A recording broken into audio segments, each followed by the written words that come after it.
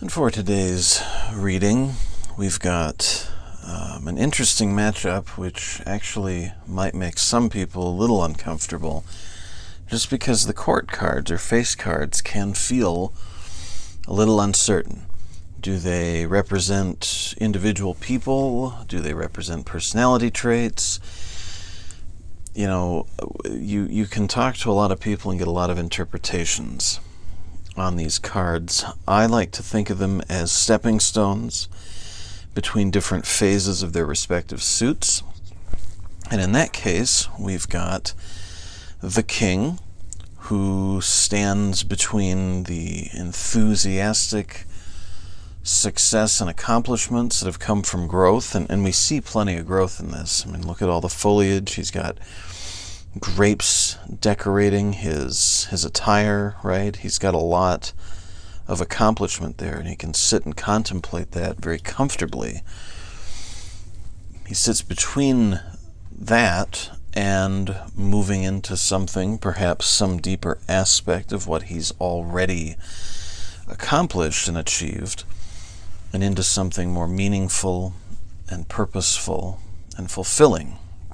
And then we have the Knight of Wands, which stands between the approaching completion of a phase and the somewhat chaotic or critical mass that leads to change, and the completion of the phase, in this case the creative aspect of ourselves. And so we have a creative and an environmental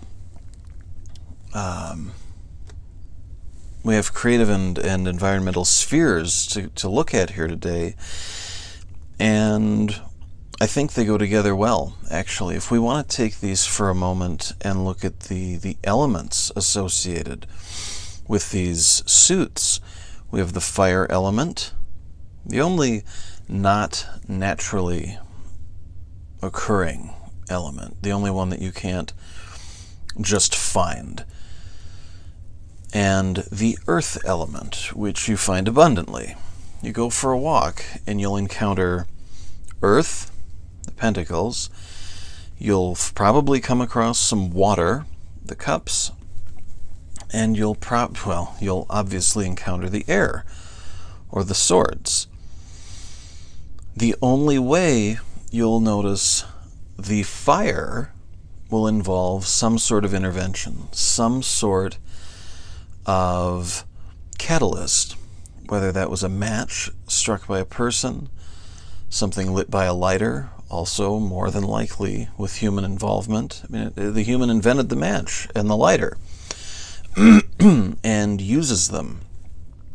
It could involve some more natural interaction, such as a bolt of lightning that set something ablaze.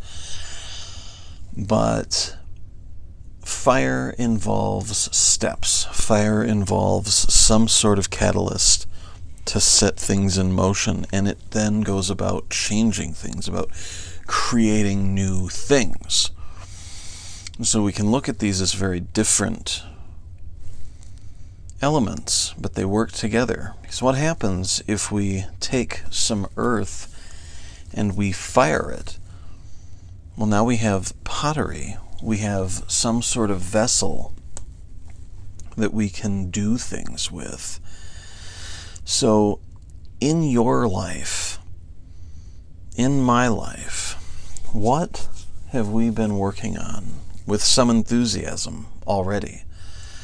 With some enjoyment? What have we been pursuing with some level of accomplishment and feeling of satisfaction that we can apply some fire to, that we can apply some creative impulses to, and turn into something even greater that we can carry outside of this phase and this position and into greater application, perhaps, bringing two aspects of our life together, our work and our creativity, our relationships and our creativity, Our hobbies, our creative pursuits can become something profitable.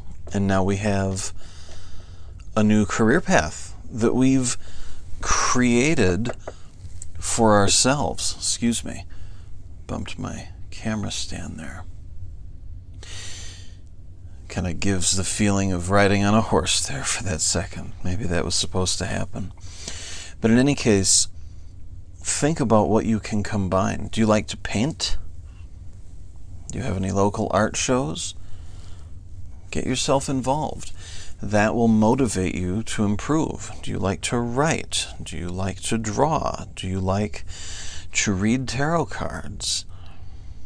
What do you find satisfaction in and pleasure in that you can apply some fire to to turn into something better? What does fire do? It combines oxygen, it burns material, and it results in chemical transformation. What can you transform in your life that already has a lot of energy stored in it that you can release into something bigger, better, grander, and that will turn you into a more refined, better, grand version of yourself with just the touch of enthusiasm, the touch of wonder and adventure. These things can work really well for us. We shouldn't hinder those. We shouldn't put them on the back burner, no pun intended. Maybe a little. Think about what you do. Think about the things that you have to do right now that maybe you don't have as much enthusiasm for. Can you take some of the time that you dedicate to those and put them towards the things that matter for you, and that with a little attention might just turn into a raging inferno of success, fulfillment, happiness, and self-transformation? Follow that. Let the wind of your intellect, the air element, blow through, and who knows what'll happen. I hope you've found this insightful and meaningful. I found it more insightful and meaningful than I expected, and as soon as I get these posted, I've got a little work to do on some things. Enjoy this. Subscribe so you get the regular updates when they do occur. Follow me on the other social media platforms that you see listed in the description so that you can see these more regular updates. They get updated more often than the YouTube channel at the moment. And please feel free to comment, leave your thoughts. Did I miss something? Did I get something spot on? Let me know. I enjoy hearing those things, and it inspires me on new things to do, so I appreciate that. Have a wonderful day, get creative, and keep transforming. Essentially, recreating and redefining yourselves.